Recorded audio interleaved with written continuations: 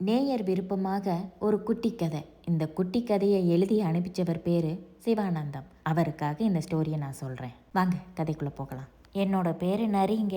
எனக்கு ஒரு மாத காலமாக காலில் அடிபட்டதுனால பிரியாணி திருவிழான்னு சொல்லிட்டு எங்கேயுமே போக முடியலை. ஒரு மாதத்துக்கு அப்புறம் இன்று மீண்டும் கிளம்பினோம்.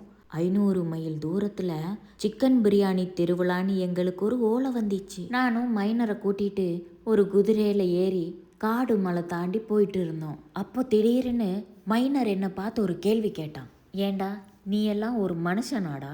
எத்தனையோ டைம் நம்ம பிரியாணி போட்டியில் கலந்துட்டு இருக்கோம், ஒரு டைம் கூட என்னை பிரியாணி சாப்பிட விடலையே, ஏண்டா அப்படின்னு கேட்டான். அதற்கு நான் சொன்னேன், மைனரே, போட்டின்னு வந்துட்டா நரியோட தந்திரத்தை காட்டணுமா இல்லையா அப்படி என்று. அதற்கு மைனரோ எல்லாம் என் தலைவிதி என்றான்.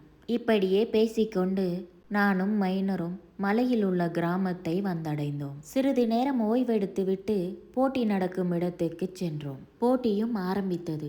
ரெடி என்று சொல்ல பயங்கரமாக ஓடினோம். ஓடிக்கொண்டு போகும் பொழுது ஒரு மலை குறுக்கே வந்தது. உடனே மைனர் கேட்டான், இந்த மலை மீது எப்படி ஓடுவது என்று. நானும் அங்கு ஒரு சாமியார் இருக்கிறார், அவரிடம் போய் எப்படி ஓடுவது என்று வழி கேட்போம் வா என்று. சரி என்று இருவரும் சென்று சாமியாரிடம் வழி கேட்டோம். சாமியாரும் இப்படியே நேர 100 மைல் தூரம் சென்றால் ஒரு குறுக்கு வழி இருக்கிறது என்றார். நாங்களும் நன்றி சாமி என்று சொல்லிவிட்டு மலை மீது ஓடத் தொடங்கினோம். பல இடர்பாடுகளை கடந்து 100 மைல் தூரம் சென்றோம். அங்கு பார்த்தால் அது ஒரு கடல்.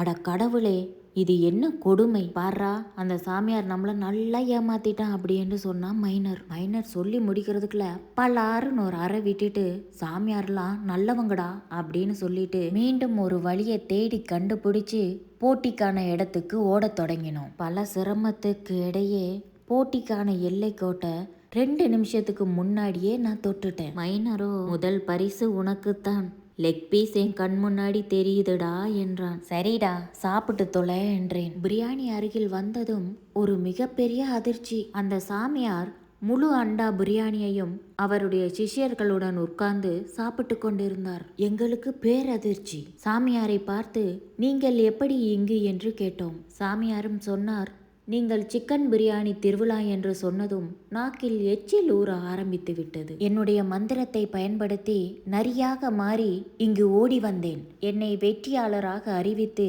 எனக்கு பிரியாணியை கொடுத்தார்கள் அப்படி என்று சாமியார் சொன்னார். உடனே நானும் மைனரை பார்த்து ஏக்கத்துடன் சொன்னேன், எப்பொழுதும் நான் தான் உங்களை எல்லாம் தந்திரம் செய்து ஏமாற்றுவேன், இன்று இந்த சாமியாரா என்றேன். எது எப்படியோ பிரியாணி போச்சு ஆண்டவா. சோகத்துடனும் பசி மயக்கத்துடனும் ஊரு வந்து சேர்ந்தோம். இந்த கதையிலிருந்து உங்களுக்கு என்ன புரியுது அப்படின்றத கமெண்ட்ஸில் சொல்லுங்கள். மீண்டும் ஒரு நல்ல கதையோடு உங்களை நான் சந்திக்கிறேன். என்று உங்கள் சொல்ல பாய்.